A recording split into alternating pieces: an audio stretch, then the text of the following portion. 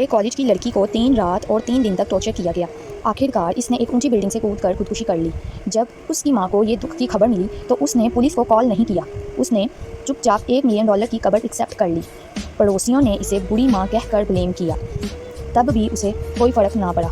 वो हर दिन योगा क्लास जाती थी, अपनी बॉडी को फिर से उसी शेप में लाने के लिए जैसी वो जवानी में थी। फिर इसने एक सबसे अमीर आदमी के घर नैनी की जॉब के लिए अप्लाई किया, क्योंकि जिसने इसकी बेटी को मरने पर मजबूर किया था वो उसी अमीर आदमी की लाडली बेटी थी। उस औरत के 5 महीने तक उसने साथ काम किया और आहिस्ता आहिस्ता सबसे भरोसा करने वाली नैनी बन गई। एक दिन उस अमीर लड़की ने पूछा कि तुम नैनी क्यों बनी? उस औरत ने कहा कि तुम्हें देखकर मुझे मेरी बेटी याद आती है। ये सुनकर वो लड़की बहुत खुश हुई। उसने पैसे की एक गड्डी हवा में उछाल दी।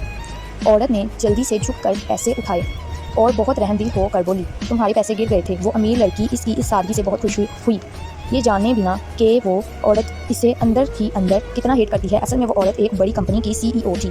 इसकी ज़िंदगी बहुत कामयाब थी और इसकी एक प्यारी सी बेटी थी। लेकिन एक दिन जब वो बेटी को स्कूल से पिक करने गई तो इसने अपनी बेटी को बिल्डिंग की छत से कूदते देखा। बेटी के आखिरी मैसेज से पता चला कि उसे अमीर लड़की ने लंबे वक्त से बोली किया था। बेटी ने इसे कुछ करने से मना किया था, कहा था कि हम इसके खिलाफ कुछ नहीं कर सकते। लेकिन वो औरत बिजनेस की क्वीन थी। अपनी बेटी की मौत के बाद इसने कसम खाई कि वो इस लड़की से हर चीज़ का बदला लेगी। इसने अपनी लग्जरी लाइफ छोड़ दी और एक सिंपल सी नैनी बनकर उस अमीर आदमी के घर घुस गई।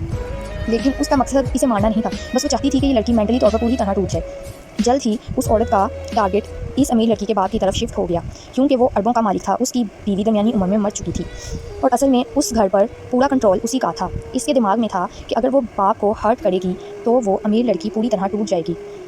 लेकिन उसे पता था कि वो आदमी बहुत सी खूबसूरत औरतें देख चुका था, इसलिए वो इतनी आसानी से फंसने वाला नहीं था।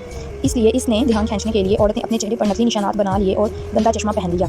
पहली रात इसने सीढ़ियों से गिरने का नाटक किया और सीधे उसकी बाहों में जा गिरी। उसका चेहरा देखकर उस आदमी की आंखों में थोड़ा सा अच्छा लगा।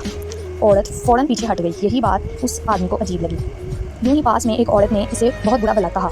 वो एक मशहूर एक्टर थी जो अमीर आदमी की सौतेली माँ के तौर पर अपनी बेटी के लिए लाया था। अमीर लड़की को खुश करने के लिए वो गिफ्ट्स लाई थी, लेकिन उसी वक्त उसे इंसल्ट झेलनी पड़ी।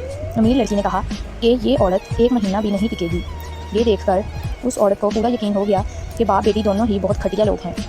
कुछ दिन बाद उसने सुना कि अमीर लड़की किसी और लड़की को फ़ोन पर डरा रही है। वो लड़की इसे अदालत में ले जाने की कोशिश कर रही थी, लेकिन अमीर लड़की ने 3 गुंडे भेजकर उसे पिटवा दिया और केस विड्रॉ करवा लिया। इसके बाद अमीर लड़की हंसते हुए कहने लगी कि वो गरीब लोगों को कंट्रोल करने के लिए बहुत तरीके जानती है।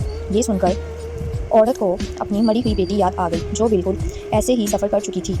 उसका हाथ अपने आप मुट्ठी में फंस गया। लेकिन अमीर लड़की को जब थोड़ा महसूस हुआ तो इसने अचानक से उसे कह दिया, डांट दिया, वो हाथ क्यों दबा रही है।